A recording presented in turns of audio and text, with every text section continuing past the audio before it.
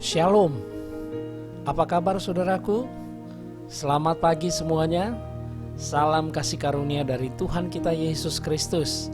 Sehingga pagi hari ini kita boleh diberi kekuatan, diberi kesehatan dan sukacita untuk senantiasa mengalami kebaikan-kebaikan Tuhan.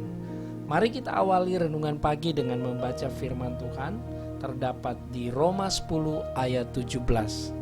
Dikatakan demikian, jadi iman timbul dari pendengaran dan pendengaran oleh firman Kristus. Apakah iman itu? Iman itu adalah dari Tuhan. Ada dua pengertian tentang iman. Yang pertama adalah apa yang Tuhan berikan kepada kita. Ketika kita mendengarkan firman Tuhan, maka pada saat itu Alkitab berkata iman itu timbul. Percaya itu timbul. Tidak ada seorang yang bisa menghasilkan iman dalam kehidupannya kalau dia tidak mendengarkan firman Kristus. Penting sekali setiap hari, setiap saat kita mendengarkan firman Kristus. Saudara kasih dalam Tuhan, kenapa menjadi penting untuk mendengarkan firman Kristus?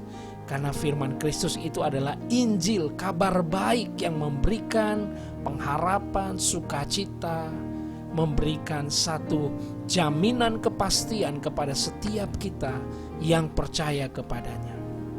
Boleh saja kita membaca keseluruhan semua Alkitab dan itu adalah firman Tuhan.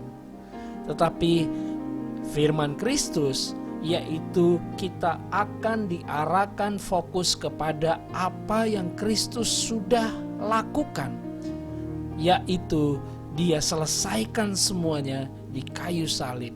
Itu adalah firman Kristus.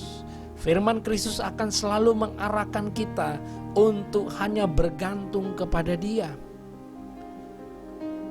fokus kepada apa yang Dia sudah kerjakan.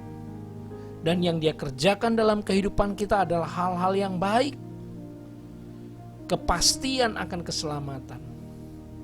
Kita mengalami janji-janjinya yang luar biasa. Kita boleh mendengarkan begitu banyak khotbah. Tetapi pastikan bahwa dalam setiap khotbah yang menjadi center atau menjadi pusat adalah apa yang Kristus sudah firmankan dan apa yang Kristus sudah lakukan. Ketika Anda fokus kepada firman Kristus ini, maka di dalam hidup saudara akan timbul iman. Sehingga iman yang kedua, yang pertama tadi adalah dari Tuhan, iman yang kedua adalah menjadi respon kita, percaya kita, ya saudara, bahwa Yesus adalah juru selamat satu-satunya.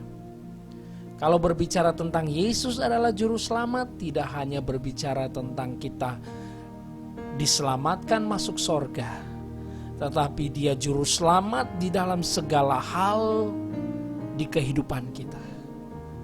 Saya menggambarkan kalau saudara bertemu dengan seorang yang dijuluki juru masak. Tentu dia tidak hanya memasak satu makanan, bukan? Dia pasti bisa memasak bermacam-macam makanan. Yesus adalah juru selamat. Dia juga menjadi juru selamat di dalam seluruh kehidupan kita. Dia memberkati kita dengan kesehatan, dengan kekuatan, kesembuhan, kesejahteraan. Segala hal yang saudara dan saya hadapi di dunia ini, tentu ada saat di mana kita harus menghadapi persoalan-persoalan, masalah dan kesulitan.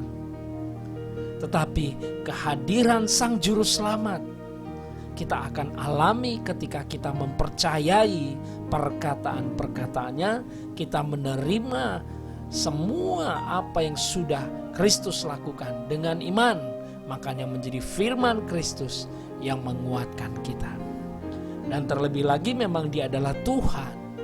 Yohanes 1 ayat 1 berkata, pada mulanya adalah firman dan firman itu bersama-sama dengan Allah. Dan firman itu adalah Allah. ayat 14, dan firman itu telah menjadi manusia, yaitu Kristus, dan dia tinggal di dalam kita.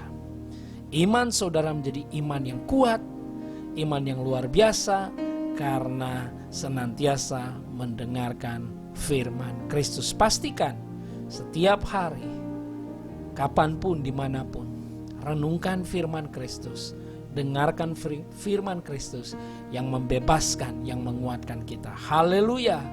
Mari kita berdoa. Bapa di surga, terima kasih. Kami sungguh bersyukur melalui firman Kristus.